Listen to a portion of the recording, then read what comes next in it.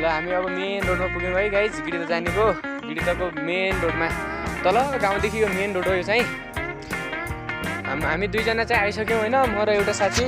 अर्को साथी चाहिँ तल बाटोमा के तल हिँड्नु नसकेर कहाँ तल हौ गर्छ यार, कहाँ छ भन्ने हो के। ओइ ए कान्ठा आऊ न छिटो। ल साउन्ड सुनिरहेको छ किन गाइज, हेर्नु न चराहरू कस्तो यार बासिरहेको छ, तर यहाँ नजिक देखिरहेको छ मैले, कहाँ नजिक हो।